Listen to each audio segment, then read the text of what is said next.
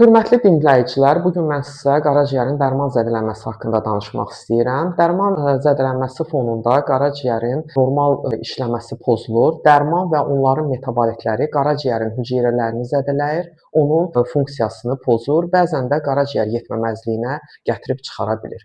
Bəs səbəb nədir?